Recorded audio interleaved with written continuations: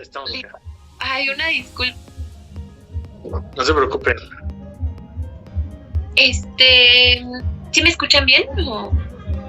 Yo te escucho Sí. muy bien. Súper. Justamente te habías quedado en esta parte que nos estabas contando de 7 veces adiós y nos estabas contando de pues esta anécdota con tu esposa, ¿no? Sí, pues justo ahí terminaba la anécdota, ¿no? Que cuando mi esposa, ya después de... Yo la vi, la volteé a ver y estaba, o sea, más de lágrimas. Y luego ya cuando pudimos platicar de Laura, me dijo, es que justo ese momento es así como un momento de comunión entre todas las áreas, ¿no?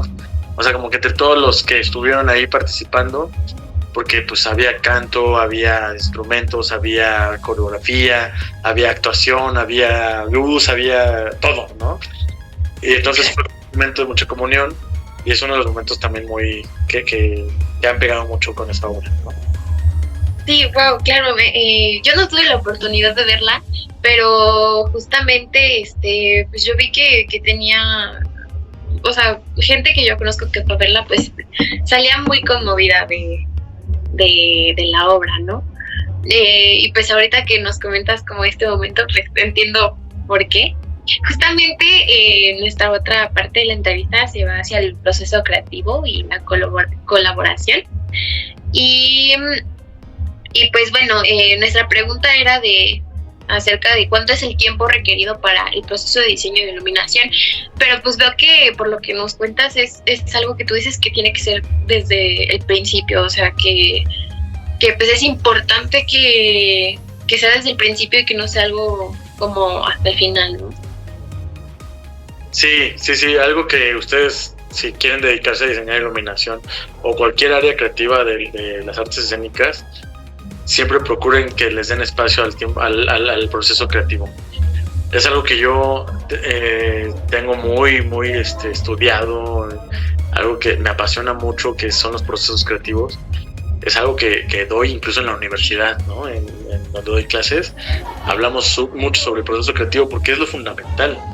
O sea, la puesta en escena no se da por las ideas brillantes de una persona o por las ideas brillantes de los actores, etcétera, ¿no? Sino se da con el cúmulo de ideas brillantes de muchas personas y el saber desecharlas a lo largo del tiempo, ¿no? Porque todos queremos hacer cosas bien padres, ¿no? O sea, no conozco a nadie que haga un proyecto queriendo hacer algo aburrido. Siempre alguien quiere hacer cosas padres, ¿no? Y entonces imagínate a 3, 4, 8, 10 personas, 15 personas queriendo hacer un chorro de cosas padres, pues eso da pie a que eso se convierta en un caos y que eso se convierta en un collage de ideas y de un dispendio de ocurrencias que no tuvieron un control o no tuvieron un proceso de ir eliminando las ideas que no funcionan a un proyecto de puesta en escena en tiempo, en recursos, en espacio, en dinero, en muchas cosas, ¿no? Entonces, el proceso creativo no solamente es para venir a crear grandes cosas o grandes ideas, sino es más bien para ir eliminando las ideas que están de sobra y saber seleccionar, saber decantar qué ideas sí funcionan para que entonces esas se vayan puliendo en un proceso de tiempo y que no sea un dispendio de ocurrencias, ¿no? En cuanto al tiempo, ¿cuánto debe durar un proceso creativo? Pues es que eso depende de cada proyecto, ¿no?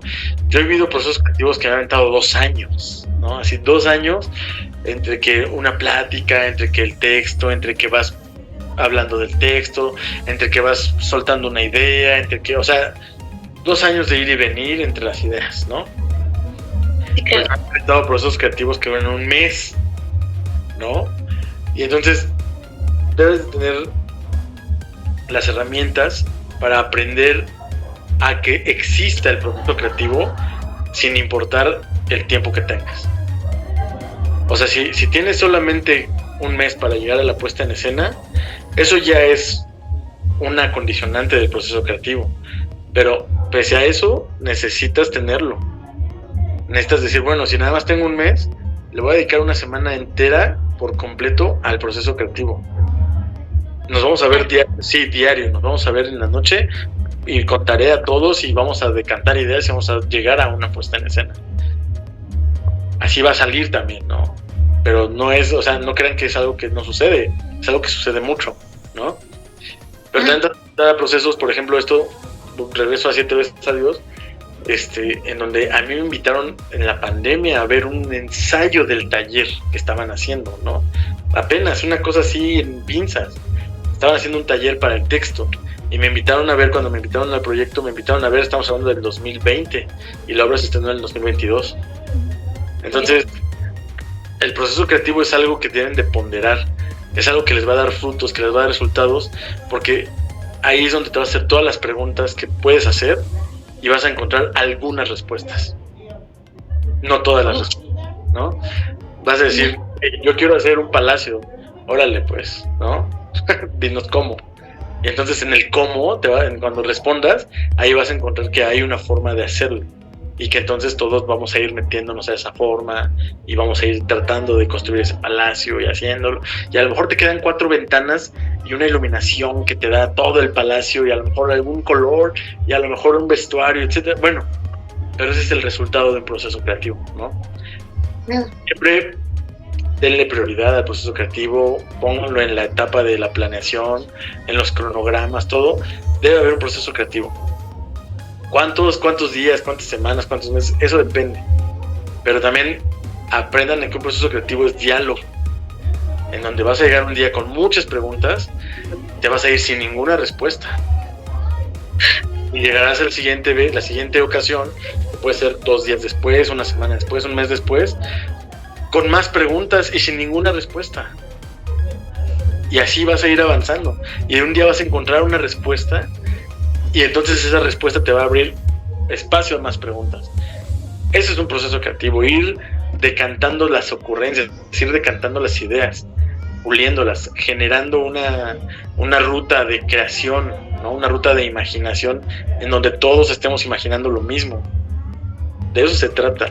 Para mí es lo más fundamental, ¿no? Es lo más importante. Porque si no... Claro, y en esto que me comentas, ¿cómo crees que juega el papel o sea, ¿qué papel crees que juega la colaboración con otros profesionales? O sea, como, pues, no sé, como los arquitectos, los directores, incluso, pues, no sé, el equipo de producción y también los actores. Pues es que junto con el proceso creativo debes de comprometerte a colaborar con todos. O sea, el proceso creativo no funciona para llegar a dar ideas y que tus ideas se queden.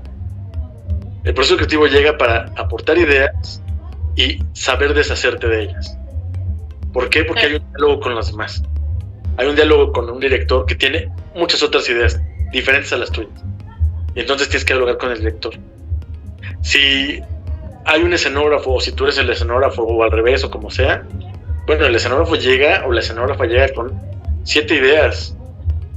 Pero a lo mejor tú desde la luz le dices, ¿sabes qué? Esto más bien va por acá. ¿Qué tal que estas 25 ventanas que quieres hacer las hacemos con luz? Y entonces hay un diálogo, pero desde el principio. O sea, yo no concibo a la gente que no dialoga con los demás. O sea, tiene que suceder. Con los actores, les vas contando a los actores, por ejemplo, dices, oye, ¿qué crees? Que necesitamos que hagas con una lamparita esto y esto y esto. ¿Cómo ves la oportunidad? ¿Qué necesitas en el vestuario para que eso ocurra? Tienes que guardar la lámpara. No, la tengo que sacar de aquí atrás, me va a ser más cómodo. O no, me la saco del sombrero. O sea, estás creando con los actores, estás creando con el director, la directora. En el proceso creativo tienes que ir creando con todos. El proceso creativo tiene que ser un acto de mutua colaboración y de mutuo entendimiento para deshacerte de tus ideas, adoptarlas de los demás y saber que evitar los egos y saber que lo que está fundamental y lo que es más importante es la puesta en escena. Porque si no, se hace como teatro a la antigua, ¿no? En donde el director pedía cosas, ¿no? Eso de que el director pida o la directora pida cosas me da un susto tremendo, ¿no? Porque es así de, güey, entonces no necesitas un escenógrafo, necesitas un iluminador, necesitas un técnico que te ayude a llevar a cabo tus ideas. Sí, claro. El proceso creativo es algo mucho más comprometido, ¿no? Entonces, ¿cómo colaboras con ellos? Pues tienes que colaborar desde siempre, aprendiendo su lenguaje y entendiendo su lenguaje. Si no sabes nada de vestuario, pues te va a tocar meterte a investigar el vestuario. Si no sabes nada de arquitectura, porque también he trabajado en proyectos con arquitectos, cometes a que aprendes su lenguaje y también los comprometes a que aprendan el tuyo. A mí me pasa, por ejemplo, con la televisión. Cuando he hecho cosas de televisión, yo me abro mucho al nuevo lenguaje. Porque los de televisión, ellos asumen que todo el mundo sabemos su lenguaje, pero no. Yo más bien, de pronto me decían, no, que ponte estos ángulos, estos tiros, ponte estos filtros, tal. Y era un bombardeo de cosas que eran totalmente ajenas a lo que yo quería. Dije, bueno, yo quiero aprender y quiero que me digan. Pero después también dices, ¿y cómo le hago para cambiar que solamente sea su lenguaje, sino también entiendan el mío? Yo les decía, no, es que ahora yo quiero que esta toma, con este tiro, te voy a poner allá atrás una luz para que el tiro de tu cámara capte no solamente a la persona, sino también la luz y que se vea más resplandeciente. O sea, vas aprendiendo cosas, ¿no? Tienes que dialogar y aprendiendo. No hay otra forma. Súper. Bueno, ya nos acercamos al final de la entrevista. Tengo un par de preguntas más y pues la primera es, nos interesaría mucho saber, dentro de tu experiencia tanto personal como profesional, y pues también si nos podrías también como contar en esta experiencia que tuviste como estudiante y todo eso, ¿cuáles crees que han sido los desafíos que se te han presentado y cómo los has resuelto? El primer gran desafío que tienes es entender que en la escuela solamente te dieron algunas bases para salir a la vida profesional y no pelearte con ello. O sea, no decir, ay, es que no me enseñaron nada en la escuela, es que no vi esto, es que no vi aquello, y renegar de eso, ¿no? Porque es algo que pasa mucho con recién egresados, ¿no? Que dicen, ay, no, pero esto no lo vi con mi maestro. A ver, estudiaste en una universidad, estudiaste esta materia quizá por 2 o 3 semestres, una profesión que es de toda la vida, ¿no? Una profesión en la que aprendes todos los días. Una profesión en la que todos los proyectos representan un reto muy distinto. Entonces, no creas que en 18 meses, o en año y medio, o en 12 meses, o en 6, vas a saberlo todo. Entonces, no te pelees con ello. Más bien, plantea que es tu punto de partida, porque los desafíos que están afuera están cabrones.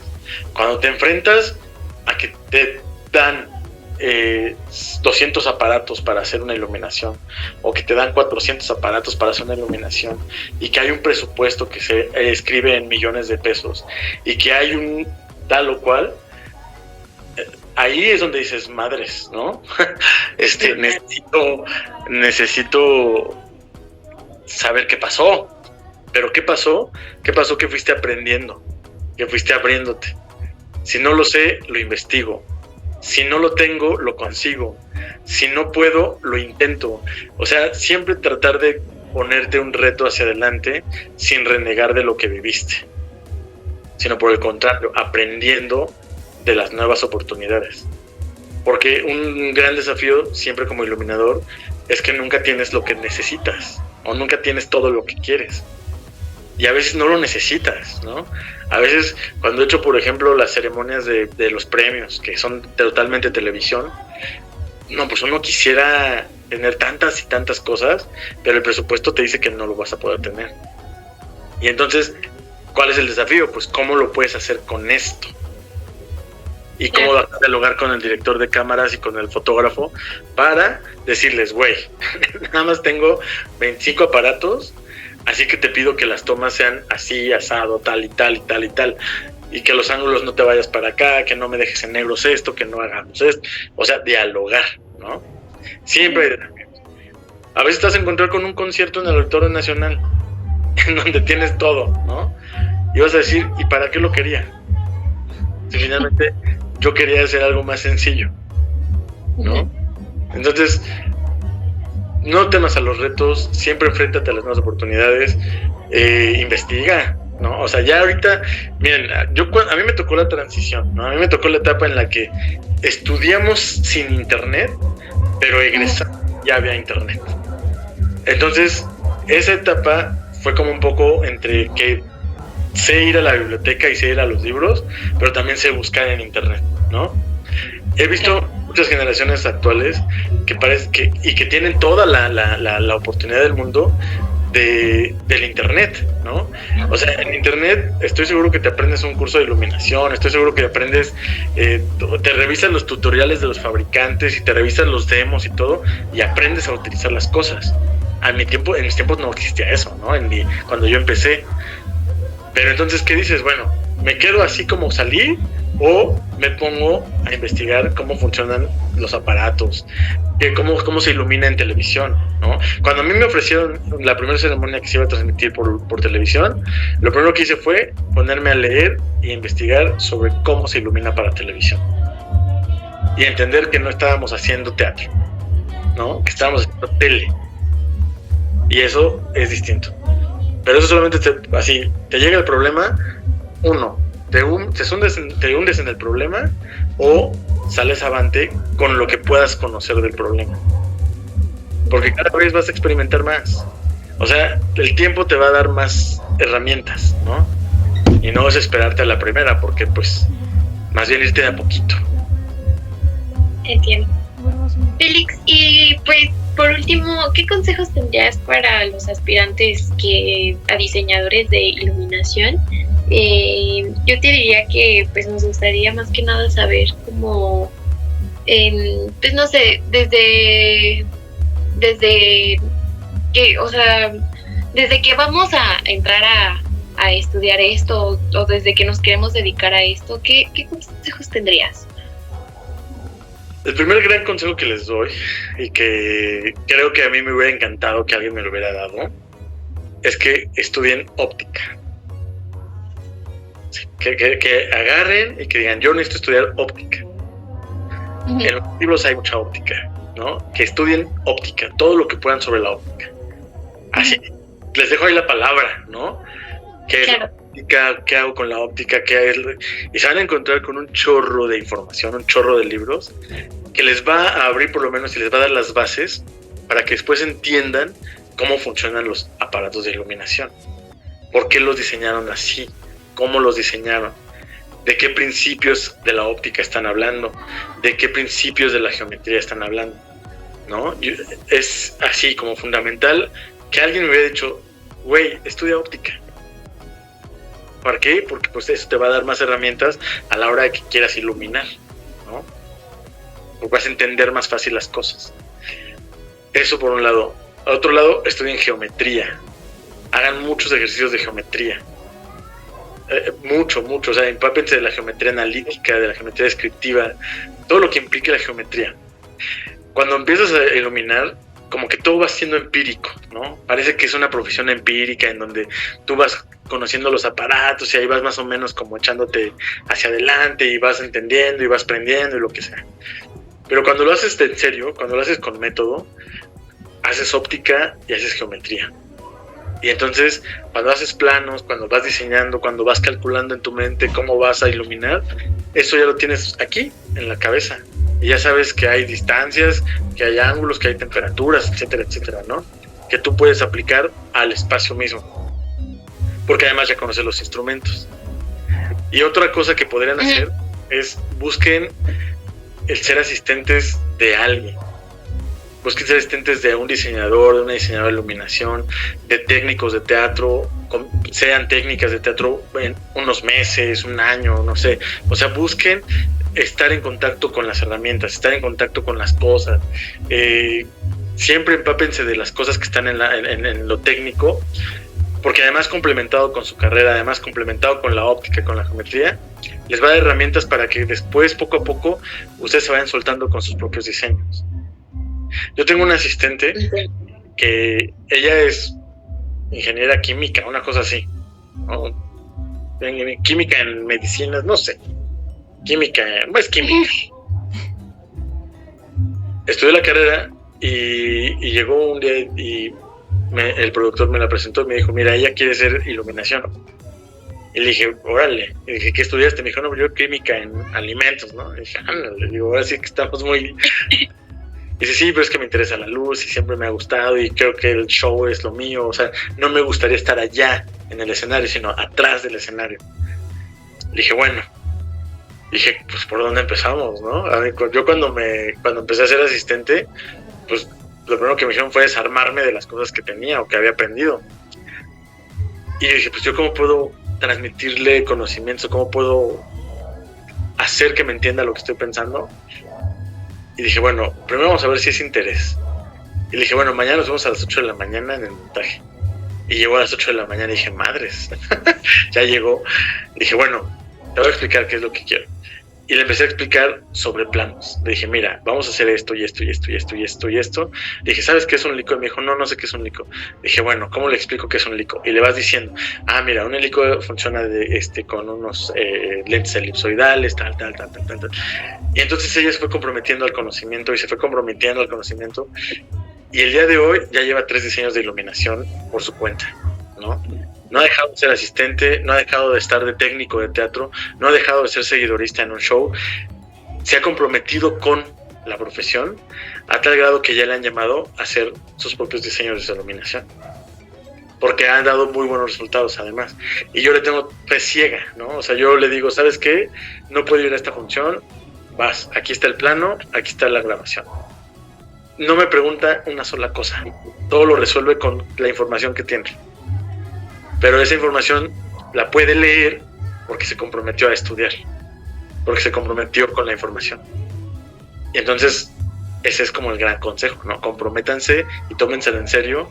Y hay muchísima información, muchísima bibliografía de la cual pueden ustedes hacerse y que busquen meterse a un teatro, meterse de asistentes, estar en el ajo para que entonces tengan contacto con las herramientas técnicas, ¿no? En el espacio. Félix, pues muchísimas gracias por esta entrevista, estuvo muy interesante. Me surgió una duda ahorita, una pregunta, y es acerca de, pues no sé, o sea, creo que muchos que queremos dedicarnos al teatro y a todo esto, muchos tenemos como mucho miedo de lo que me comentaste al principio, ¿no? De que no voy a vivir de esto, ¿no? ¿Tendrás como algún consejo acerca de, particularmente de eso para nosotros? Mira, es que yo cuando empecé en esto, muchos maestros me decían lo mismo. No vas a vivir de esto, estudia otra cosa, ponte un changarro, ponte a dar clases, o sea, como que siempre me metían eso en la cabeza, ¿no? Y yo decía, madres, o sea, de plano sí está tan cabrón el medio, etcétera. Pero en mi personalidad, en la forma en la que yo veo la vida, siempre yo vi que yo quería vivir de lo que me gustara hacer. Yo siempre vi como ese objetivo, ¿no? Y parece que es como algo muy, digamos, muy etéreo lo que les digo, ¿no? Como luchen por sus sueños, ¿no? No, o sea, no es desde ese sentido. Yo tenía un objetivo y decía, yo quiero vivir de esto, a mí me gusta esto. Y entonces empecé cobrando nada, ¿no? O sea, empecé haciendo mis primeros trabajos cobrando nada. Empecé haciendo asistente, pagando las copias. O sea, empecé haciendo muchas cosas por el hambre de querer estar, ¿no? Quedándome sin comer, saliendo muy noche y sin tener para el pasaje, por pena de no pedir, por pena de no decir. O sea, pasaban muchas cosas, ¿no? Pero en mi mente siempre estuvo, pero yo quiero hacer esto, pero yo quiero hacer esto, yo quiero hacer esto. No estoy diciéndoles que ustedes también tengan que pasar por esas penurias, pero si es algo que realmente quieres hacer, comprométete con ello. Sí quiero vivir de esto. Empecé cobrando nada, empecé cobrando poco, empecé cobrando más o menos, empecé cobrando por ahí bien, y de pronto llegaron cosas que me pagaban mejor, y de pronto llegaron cosas que me permitían pagar mi renta, y de pronto llegaron cosas que me permitían tener más o menos un viaje, unas vacaciones, y de pronto, y entonces sí. Pero algo que nunca dejé fue el compromiso. O sea, no importa que llegara una obra de mediano formato, yo la asumía como si fuera la última obra de mi vida. cuando llegaron los musicales y que me empezaron a buscar los de los musicales, dije, madres, ¿con qué se come? Bueno, me comprometo a estudiar los musicales y me comprometo a hacer esto y me comprometo con los musicales. Y cuando llegaron proyectos de televisión y cuando llegaron proyectos de arquitectura y cuando llegaron proyectos más grandes, dije, me comprometo con eso también, ¿no? O sea, no me lo esperaba, ¿no? Y llegaron y me lo órale, ¿no? Y llegaron conciertos y también dije, va, también para los conciertos puedo.